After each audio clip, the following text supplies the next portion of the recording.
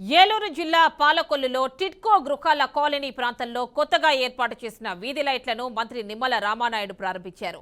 Main road నుంచి colony ప్రాంగణం వరకు కొత్తగా విద్యుత్ స్తంభాలు, లైట్లను ఏర్పాటు చేశారు. జగన్ టిడ్కో గృహాలను తాకట్టు పెట్టి 180 కోట్లు కొట్టేసిన కనీసం వీధి దీపాలను కూడా ఏర్పాటు చేయలేదని మంత్రి నిమ్మల అన్నారు. ఒకటి కూడా కట్టలేదు. మరి ఇల్లులు పెరిగినాయి, జనాభా పెరిగింది, డిమాండ్ పెరిగింది.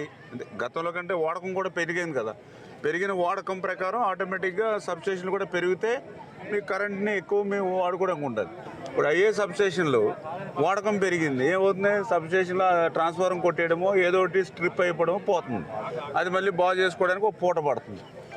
అర్థమైందా? అంటే వాళ్ళు 5 సంవత్సరాలు వాళ్ళు చేసిన తప్పులకి మనం ఇప్పుడు శిక్ష అనిపించవలసి వస్తుంది.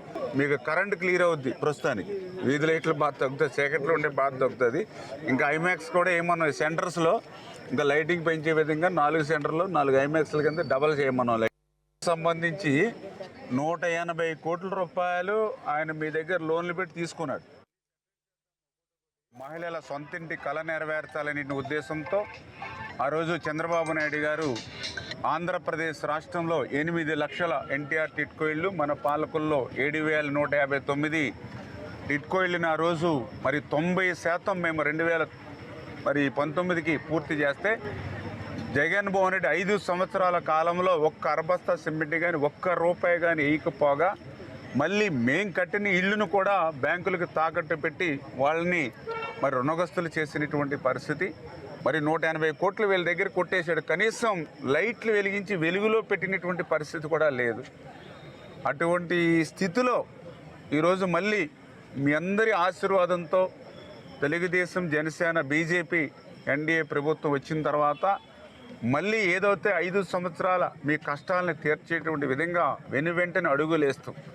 ఈరోజు ఎన్టీఆర్ టిడ్కో ఇళ్లలో మరి ఏదైతే మళ్ళీ వెలుగులు ఇచ్చేటువంటి విధంగా లైట్లు, మరి ఏదైతే నేను గెలిచిన వెంటనే ఇమ్మీడియట్లీ కమిషనర్ గారితో మాట్లాడి అప్పుడు ఏదైతే అక్కడక్కడ ఉన్నటువంటి గుడ్డి లైట్లు ఏవైతే ఉంటాయో దాని స్థానంలో మళ్ళీ 60లు మళ్ళీ 49, అదేవిధంగా 20లు ఒక 41, 90 లైట్లని అరేంజ్ చేయడం జరిగింది.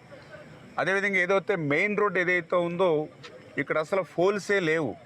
అటువంటిది మళ్ళీ ఆ మెయిన్ రోడ్ అంతా కూడా కరెంటు పోల్స్ యుద్ధ ప్రాతిపదికన వారం రోజుల్లో పోల్స్ వేయించి ఈరోజు మెయిన్ రోడ్డుకి కూడా వెలుగులు ఇచ్చాం.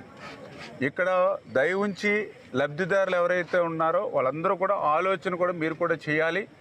బయట ఉన్నటువంటి ప్రజలు కూడా ఆలోచన చేయాలి. అంటే ఈ వైఎస్ఆర్సీపీ ప్రభుత్వం పేదల మీద, మహిళల మీద ఎంత కక్ష సాధించింది అని అంటే ఈ యొక్క కరెంటు విషయం ఒక ఉదాహరణ. ఎందుకు చెప్తున్నానంటే ఏదైతే ఈ యొక్క ఎన్టీఆర్ టిడ్కో ఇళ్ళకి సంబంధించి